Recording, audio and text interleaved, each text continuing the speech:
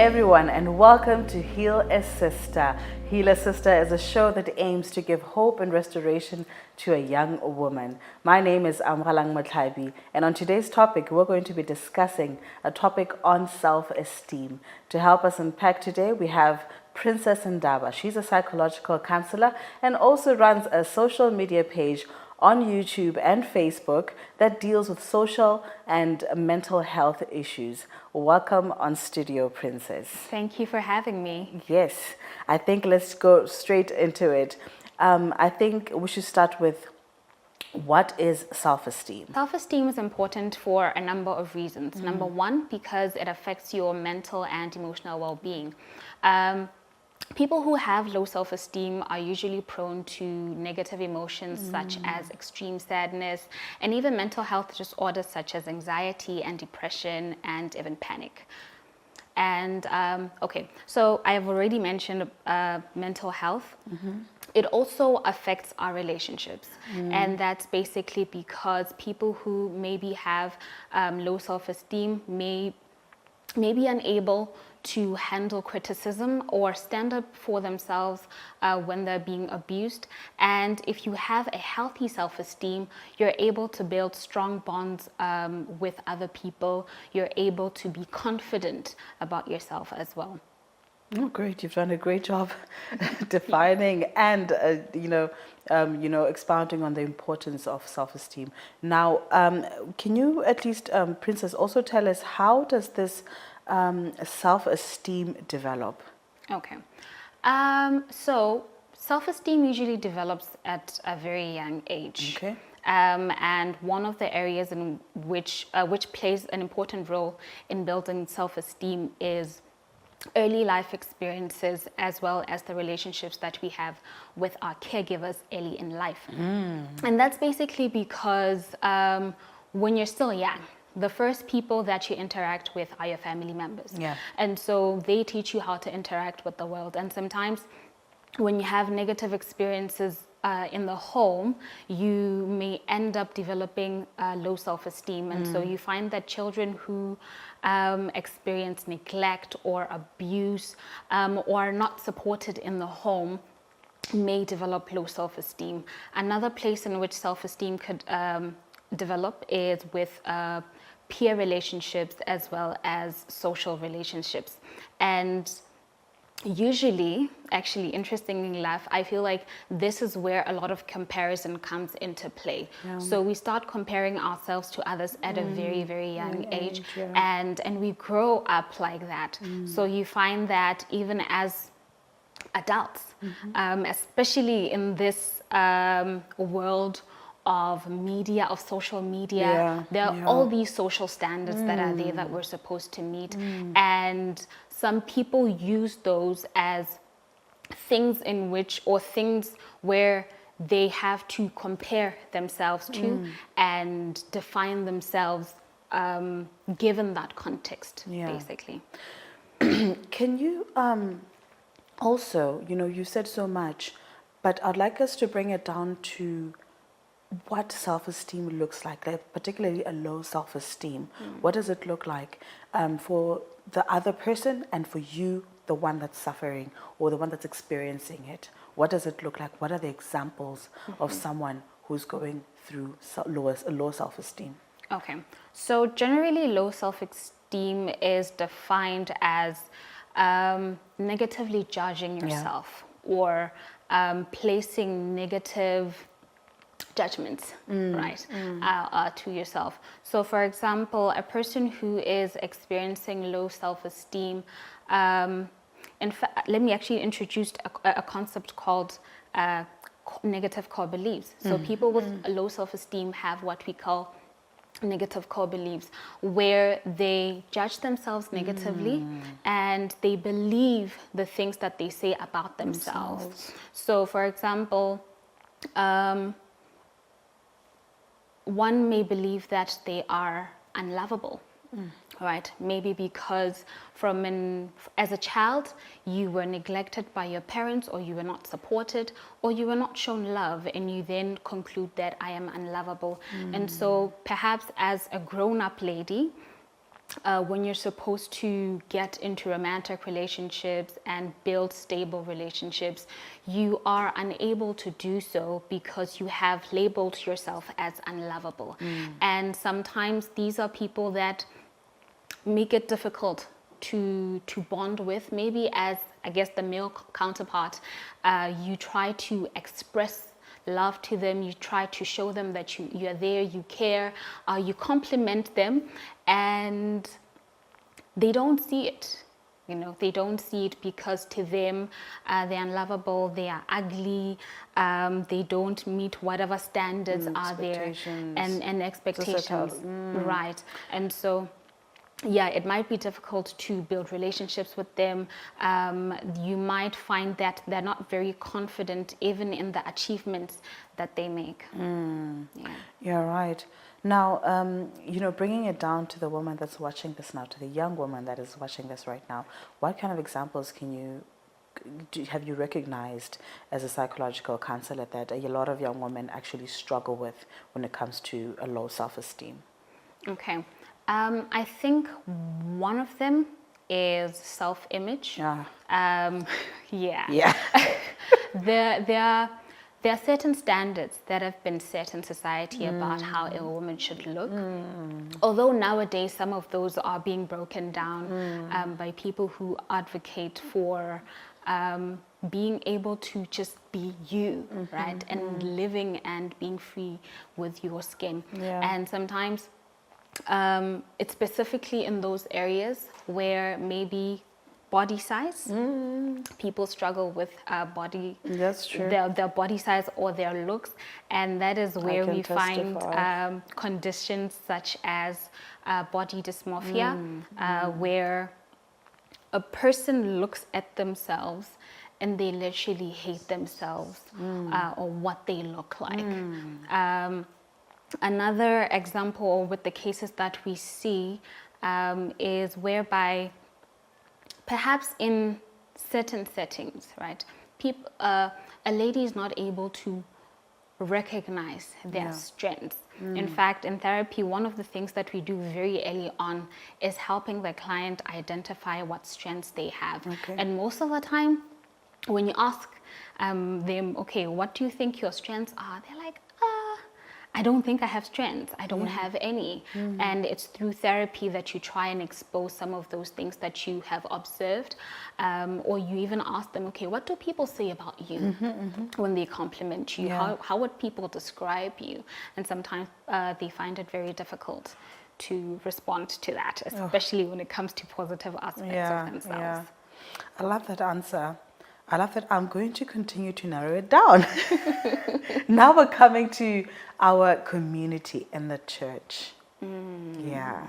What are the common, low self-esteem examples have you also come across? I think it's not very different. It's not very different, but I'm pretty sure there's some that that are connected with our faith, our struggles with our faith and, things like that. I think one thing that I'd actually like to speak on is the gifts that God has given us. Yeah. When it comes to ministry, so I sing for a choir and I'm the secretary for a particular choir. Yeah. And from my interactions in the choir or with just people in the church, when it comes to them working for the Lord and showing their gifts, be it singing, be it poetry, be it whatever ministry that they have, when you try to point it out to them that, oh, I've actually recognized that you're good at this. Why don't you take up this opportunity that's presenting itself in the church? They're like, no, I'm not like that. Or no, I know I am good at this, but I don't think I can do it. You know? And some, even when they're given the platforms to show the gifts that God have given them, be it singing or whatever, they just don't believe that they're able to. I think at times I suffer from that as well. It's a pandemic. It's a pandemic indeed. Okay, so I love that you bring out the examples in the church because I wanted to hit home. You know, it's affecting the ministry Yeah. directly. You struggle with just, you know, given the opportunity to speak in front of church and you're shying away, yet you know you have the talent. You struggle to say yes because you're shy. You're not able to, you know, conquer that fear. You understand? Yeah. I want us to continue to bring out the examples so that we can do it together. Yeah. We can do it together. So it's speaking in front of the church. Yeah. We have so many opportunities. Sabbath school and preaching, Yeah. Ministries, we have children's ministries, we have so many opportunities that where young women actually struggle to participate in because of this problem. We're going to call it a pandemic today, Yeah. right? It is a pandemic. Yes, so there's that. Let's just pounce these examples before we go on our break so that we are able to reach the young woman that is watching this right now. Yeah. Yeah. I think I love how you mentioned Sabbath school, or just the opportunities that are there in church. In church, yeah. Because there's so many of them. Yeah. And I think with like when you are in church and you're realizing that there's so many programs that come in, Sabbath out, Wednesday prayers, Friday Vespers, camps. But you don't participate. Are you really saying there's absolutely nothing that you can do? You know, I believe that each and every single one of us has been given a gift. It could just be simply giving a prayer in front of the church. It could be you making sure that the church has been set up well. It could be really anything of service in the church. And sometimes I guess with some young women, indeed, they genuinely don't recognize that they have those talents. And I think this should be a light bulb that has been switched on for them to actually start thinking, okay, what is it that I shy away from when it comes to ministry in the church? Or what is it that people have said, Princess, you're good at this thing. Why don't you take it up? And then I say, oh no, I just do that part-time. Or, oh no, that was a once-off thing. Or whatever excuse you may give. And I think it's very important for us to actually identify those things and call them excuses because they are. And perhaps in your head, you might be thinking or genuinely believing, no, I don't have this talent, or no, I'm not able to do this thing. But I think it's the beauty of being in the church and of serving in the church is that the people who are able to identify some of these things in you and even able to help you through actually being able to do whatever it is that you are being called to do. So I think, I guess just to conclude on this, I could just say that think about what it is that you're shying away from. Sit with it. Talk to God about it. Because He is the giver of gifts. And when He has given you a gift and perhaps whatever trauma has told you that you can't do it, He's able to heal that. He's able to give you the strength to know that that you can actually do it. Great. Hold on to that thought, Princess. We are going to go on a short break, and when we come back, we're going to talk about the effects and what really happens when you continue to suffer in low self-esteem. We'll see you just now.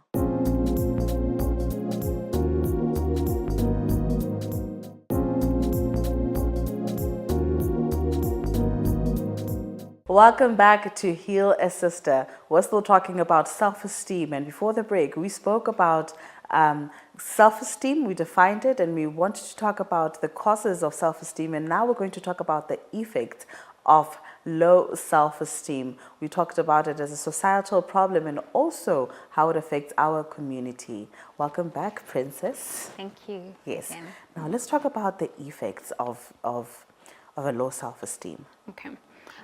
Like I had already mentioned in the beginning, Yeah. When you have low self-esteem, you are prone to negative emotions as well as mental health disorders. Yeah. So usually people who have low self-esteem rather would have perhaps or are more prone to depression. Yeah. Let me put it that way. And this is because one, they usually have a lot of worthlessness and hopelessness about themselves, about the future, about their life, about their achievements or anything Everything. like that. About everything, really. And that's one of the things that is a quality or is one of the diagnostic criteria is actually for depression. Another thing is guilt. And that's mainly because people who have low self-esteem might feel like they are the reason for some of the negative things that That they have- feel about themselves or that are happening in their lives. They may also, like I said, experience a lot of sadness, and sometimes like sadness is okay as an emotion, as a normal emotion, but when it becomes extreme, now then we're drawing to depression. And also people who have low self-esteem have a hard time actually interacting with people or getting into activities that actually make them happy. Sometimes they don't even know what makes them happy. And that is what we call anhedonia with depression, where you have an extreme sense of literally losing interest in everything or anything. Another thing that they may be prone to is anxiety, and that is where now self-doubt comes into play. And they start worrying a lot about what they look like, about other people, social anxiety, as well as their performance or their achievements, because perhaps maybe they doubt that they can ever achieve anything, and they label themselves as failures. And so those are some of the things that come as effects of low self-esteem. I also mentioned how it can play out in relationships, whereby a person with low self-esteem is not able to stand up for themselves, even when they're being abused. And as a lady, you don't have a voice to even say, okay, no, I can't stand this. I can't be with you anymore because you're being abusive. Or even in the workplace, when you are in a toxic work environment, just being unable to say, okay, there are things I can tolerate, and then there are things that I cannot tolerate. You can't identify abuse. Exactly. And you're not able to identify abuse, or sometimes you are not even able to handle criticism, even when it's good, because sometimes people with low self-esteem have extreme ideas of how things should be like, or what things should look like. So it's either I am perfect or I do everything so well. And if I don't, therefore I'm a failure, or therefore I am bad, or therefore I am whatever negative thing. I've been confusing that for that is where the opposite of a low self-esteemed person. No, actually. Okay. This is actually something that we call unhelpful assumptions and behaviors. Because you may then assume that, okay, I have this thing where I know that I'm afraid of failure. And so what am I going to do? I'm going to do everything I can to make sure that I am perfect in literally every single thing. Oh, no. And unfortunately, nobody's perfect. You're going to slip and fall at some point. And when you do, everything just comes crumbling down. Because when you crash or when something happens that goes against the rule that you have set for yourself, that you must be perfect in everything, then you may slip into depression or anxiety or panic. Okay. I learned something today. Now, talking about, we've talked about it, as a young woman problem, but it's not just something that is gender biased, right? It cuts through to everyone. And it's also not for young women. It's for everyone. It's something that affects us, all of us. Now, also, let's talk about it as, let's talk about the Bible context of a low self-esteem.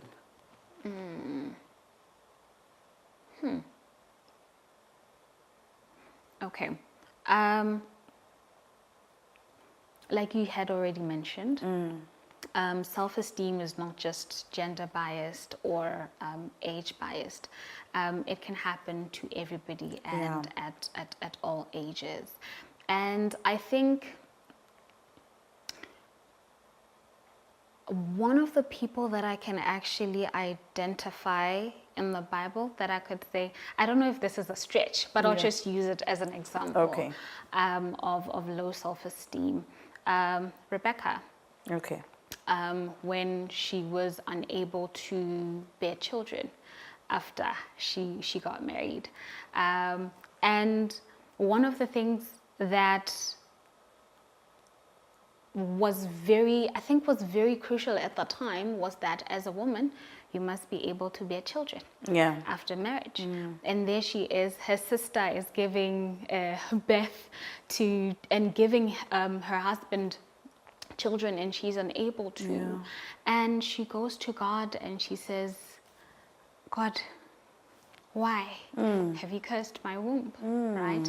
And I think in that moment she probably felt less of a woman because she was not able to bear children. And I think perhaps in society, even people look at her and label her, why doesn't she have children? She even blames her husband for not impregnating her, you know, and that is her, I would say, projecting the pain that she feels inside, and the lack of confidence and confidence in the fact that children or no children, I am still a woman, a full woman, whether or not I have children. Great. Now I want us to talk about this. You know, we're close. Let's talk about what it looks like when it's the opposite of a low self-esteem. Yes. Okay.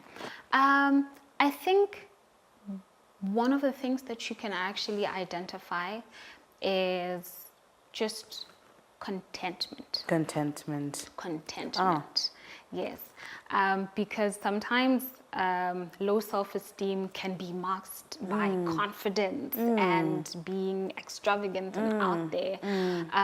But when you just realize that you are content with yourself, despite what happens, whether you are winning or you are losing, you are not doubting your strengths, you are not doubting your God about the gifts that He has given you. You are not questioning anything. And I guess even if you do, it's not to a point where you degrade yourself or you feel like you are nothing. And I think also another thing could be not envying the next person. I think we have that problem, especially as young women. I think it goes back to... That completely distorts even our character, unfortunately. Yes, definitely.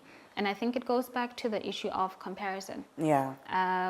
And a healthy self-esteem would look like comparing yourself to yourself, you know, and measuring your achievements by the goals that you have set for yourself and the progress that you are making in actually achieving those goals. And just generally knowing your worth, right? And just while we're still here, I think I just want to delineate between self-esteem and self-worth, because with self-worth is more of a fact, what is true about you. And then self-esteem is more of an opinion or a label that you place on yourself. I like that you talk about self-worth, because we know that on social media, we like to know our worth. Yes. And we tend to use that quite loosely. So thank you for defining it, because we just need to narrow these things down. Definitely. What exactly does self-worth mean? So Yeah. self-worth almost seems like a fact. Self-worth is a fact. So when God says you are loved, He's not saying you are loved when you are wearing makeup and looking good, or you are loved when you are performing well or in ministry. You are loved, period. Oh, great. Because it almost seems abstract. We don't really know what knowing your worth is. It's something, you gotta know your worth, girl. Know your worth, yeah. Know your worth, but really Hashtag know your worth. Know your worth. Okay, continue, please. Yeah. And I think while we're still there, I want to talk about, I guess, what really maintains low self-esteem, right? Because sometimes you do know your worth, but low self-esteem can still creep in. Yeah. And that's basically because of something that we call information processing, which is basically the conclusions that you draw, or the conclusions you arrive at essentially as you interpret information. Wow. And that plays a very huge role because one, when something happens, now we go back to what I mentioned, the negative core beliefs. When something happens, as you process information, your brain will pay attention to the things that affirm your core beliefs. Your brain will also interpret situations in a way that actually, I guess, is skewed towards negative things that you believe about yourself. And so I think it's important for us to know our worth in Christ. Amen. And to be able to actually process information looking at that. Thank you so much. Thank you. Thank you so much for joining us today, and thank you so much for being here with us, Princess. Thank you so much. We'll see you again next time with another dose of Healer Sister. Until next time, bye-bye.